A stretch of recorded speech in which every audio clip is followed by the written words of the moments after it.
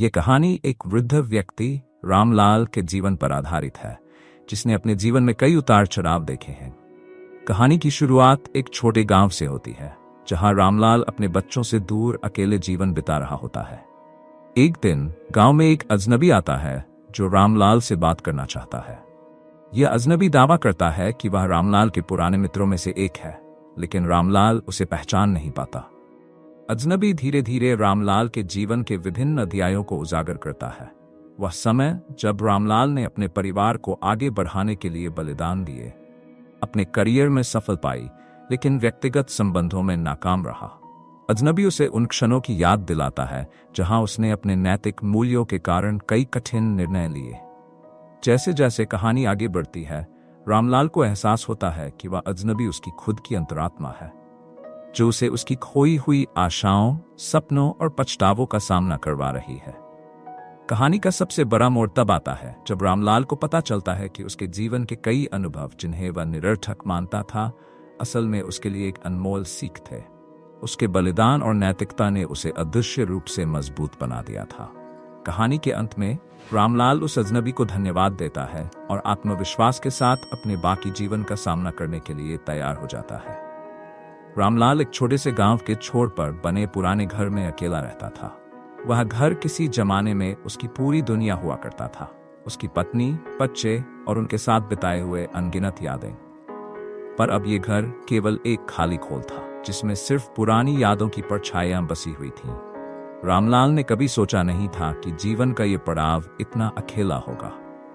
उसका सबसे बड़ा सपना था कि उसके बच्चे पढ़ लिख कर बड़े आदमी बने और उसका नाम रोशन करें। लेकिन वक्त के साथ बच्चे बड़े हुए और अपनी अपनी दुनिया में व्यस्त हो गए। आज वह किसी और शहर में रह रहे थे और शायद उन्हें अपने बूढ़े पिता की याद भी नहीं आती थी। लेकिन रामलाल को इसका कोई गिला नहीं था।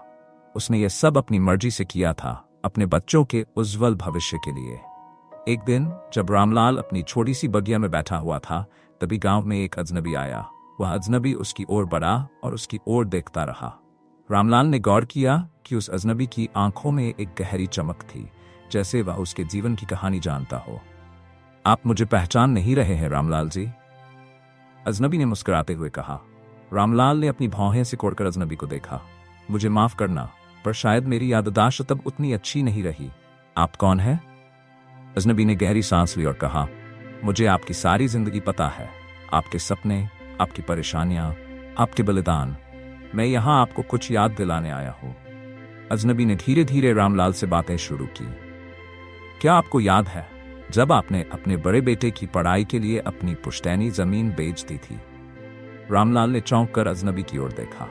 हाँ, वो तो मेरे बच्चों का भविष्य था। मेरे पास और कोई विकल्प नहीं था। लेकिन तब आपने ये नहीं सोचा कि आपके बच्चों का भविष्य तो आप बना रहे थे, पर आपका क्या होगा? अजनबी की आंखों में एक तीखी नजर थी।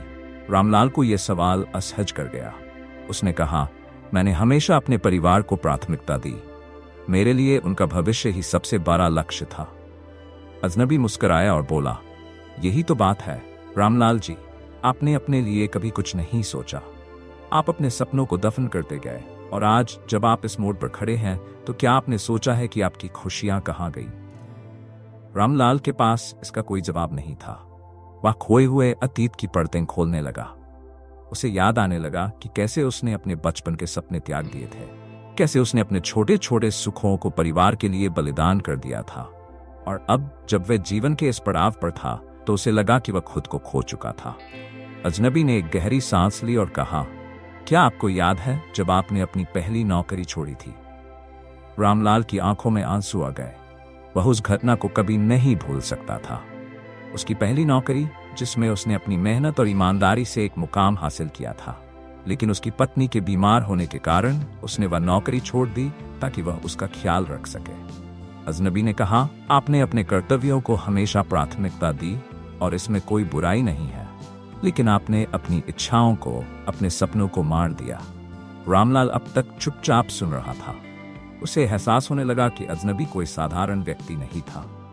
वह जैसे उसकी अंतरात्मा का आईना था, जो उसके अतीत को उसकी आंखों के सामने लाकर खड़ा कर रहा था। तो तुम कौन हो? रामलाल ने एक गहरी आवाज में पूछा।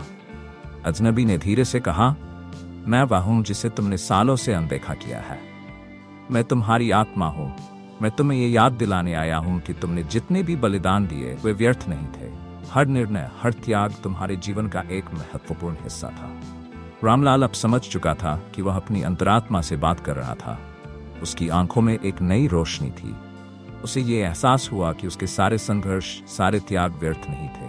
उसके निर्णयों ने उसे एक मजबूत और समझदार व्यक्ति बनाया था। अजनबी ने कहा, जीवन कभी भी सीधा सपाट नहीं होता।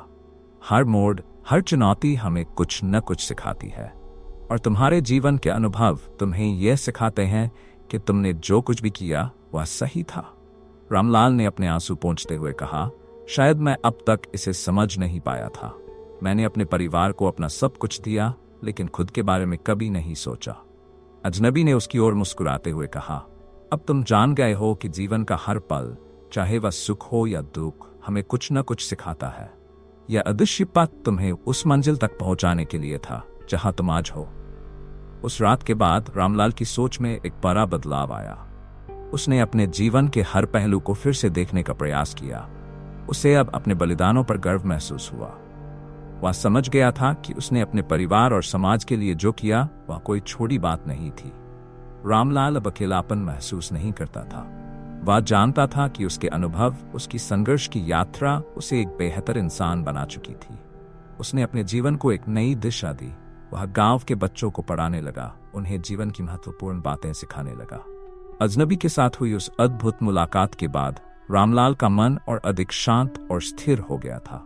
लेकिन जैसे जैसे दिन बीतते गए, उसकी यादें और गहरी होती चली गई। उसने सोचा, क्या मैंने अपने बच्चों से सही तरह से रिश्ते निभाए? क्या मेरे कड़े अनुशासन ने उन्हें मुझसे दूर कर दिया? यादों की परतें एक एक कर खुलने लगीं। उसे याद आया कि कैसे उसने अपने बच्चों को छोटी उम्र से ही अनुशासन और मेहनत का पाठ पढ़ाया था। वह हमेशा चाहता था कि उसके बच्चे उसकी तरह संघर्ष न करें, इसलिए उसने उन्हें कड़ी मेहनत और बलिदान की शिक्षा दी।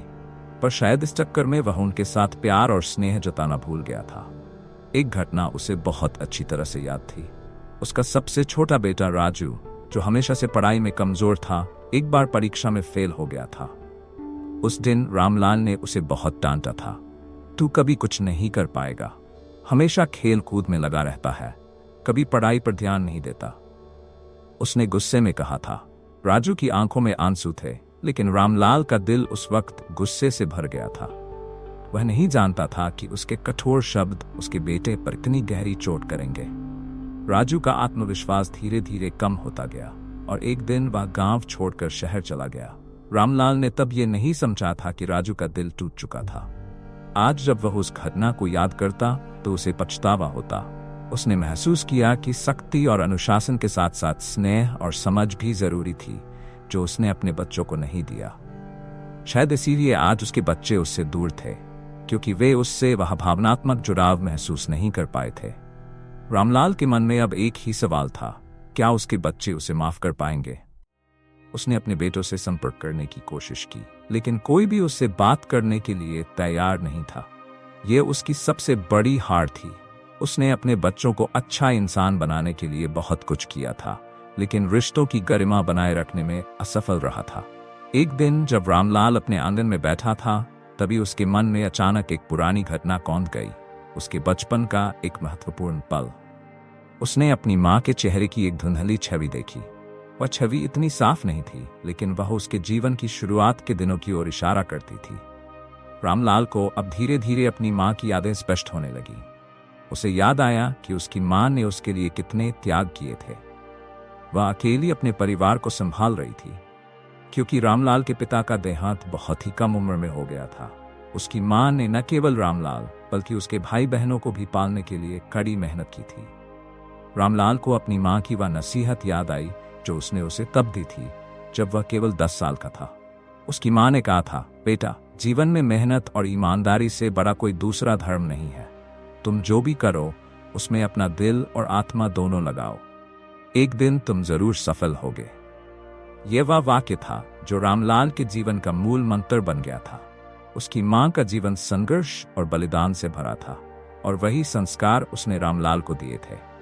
वह हमेशा अपने माँ की शिक्षाओं को जीवन का आधार मानता रहा। पर अब जब उसका जीवन का अंतिम दौर चल रहा था, उसे एहसास हुआ कि वह अपनी मां की भावना को पूरी तरह नहीं समझ पाया था। रामलाल को अब एहसास हुआ कि उसकी मां ने उसे सिर्फ कड़ी मेहनत की शिक्षा नहीं दी थी, बल्कि स्नेह और देखभाल की गहरी भावना भी सिखाई थी। उसकी मां ने अपने बच्चों के लिए निस्वार्थ भाव से काम किया था, बिना किसी शिकायत के। यह स्नेह और ममता थी जो रामलाल ने महसूस तो किया था, पर कभी पूरी तरह से उसे अपनाया नहीं था। अब वह समझने लगा कि उसने भी अपने बच्चों के लिए बहुत कुछ किया, लेकिन उस स्नेह और ममता की कमी उसके व्यवहार में झलकती थी। उसकी मां का जीवन सिर्फ अनुशासन और जिम्मेदारी तक सीमित नहीं था, बल्कि उसमें प्यार की गहराई भी थी। यही वह तत्व था जो रामलाल अपने बच्चों के साथ अपने जीवन में पूरी तरह से नहीं निभा पाया था। रामलाल को एक और बात याद आई जिसे वह अपने जीवन में पूरा नहीं कर पाया था। उसका बचपन का सपना जो उसने अपने संघर्षों के कारण त्याग दिया था। वह हमेशा से एक शिक्षक बनना चाहता था, लेकिन परिवार की जिम्मेदारियों और जीवन की कठिनाइयों ने उसे अपने सपने को पीछे छोड़ने पर मजबूर कर दिया। वह अपनी मां के बलिदानों से प्रेरित होकर काम में जुट गया और परिवार को प्राथमिकता दी।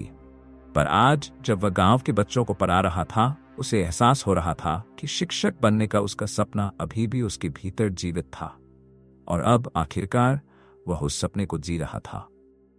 भले ही उसने इसे देर से समझा, लेकिन उसने अपने जीवन के अंतिम दिनों में अपने सपने को पूरा होते हुए देखा।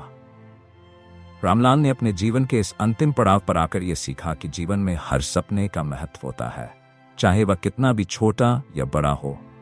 सपनों को त्यागना बलिदान हो सकता है, पर उन्हें पूरी तरह से भूल जाना सही नहीं।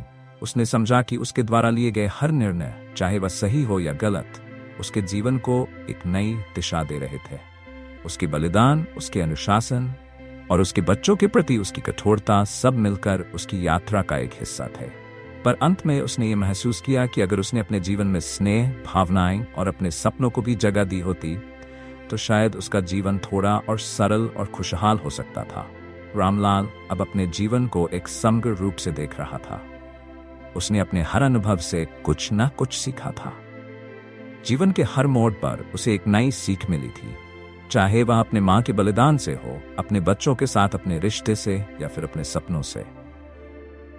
उसने अंततः यह समझा कि जीवन सिर्फ संघर्ष और मेहनत से नहीं चलता, बल्कि उसमें स्नेह, ममता और भावनाओं की भी उतनी ही भूमिका होती है। जीवन का हर पहलू, चाहे वह कैसा भी हो, हमें कुछ नया सिखाता है और हमें परिपक्व बनाता है। रामलाल अपने बिस्तर पर लेट गया। उसने अपनी आंखें बंद की और गहरी सांस ली। उसे अब कोई पछतावा नहीं था। उसने अपने जीवन को पूरी तरह से जी लिया था। उसने अपने दिल में संतोष महसूस किया। उस रात रामलाल ने आखिरी बार अपने परिवार की यादों में खोते हुए शांति से अपनी अंतिम यात्रा पर निकल पड़ा। उसने जीवन के हर पहलू को स्वीकार कर लिया था और उसकी आत्मा अब पूर्णतया शांत हो चुकी थी। उसकी कहानी अब एक ऐसी यात्रा बन चुकी थी जिसमें त्याग, संघर्ष, प्यार और आत्मज्ञान सभी के बीच एक संतुलन था। अगली सुबह जब गांव के लोग उसके घर पहुंचे, तो उन्होंने रामलाल को शांतिपूर्वक सोते हुए पाया। उसकी आत्मा अब इस संसार से विदा ले चुकी थी, लेकिन उसने अपने पीछे एक अमूल्य सीख छोड़ दी थी। जीवन का हर अनुभव हमें कुछ सिखाता है, और सबसे बड़ी सीख यह है कि हमें खुद को और दूसरों को माफ करना आना चाहिए। अंत में स्नेह और संतोष ही हमारे जीवन का सबसे बड़ा पुरस्कार है। इस कहानी का सबसे गहरा संदेश यह है कि जीवन में संघर्ष और अनुशासन जरूरी है, लेकिन सच्ची सफलता और शांति तभी मिलती है जब हम अपने रिश्तों को प्यार और स्नेह से संवारते हैं। हमारे अनुभव हमें सिखाते हैं कि कभी कभी हमें अपने सपनों को पीछे छोड़ना पड़ता है, लेकिन उन सपनों को पूरी तरह त्यागना सही नहीं है। हमें अपनी गलतियों से सीखना और आगे बढ़ना चाहिए। अंत में माफी और समझदारी ही हमें जीवन की असली खुशी और शांति की ओर ले जाते हैं।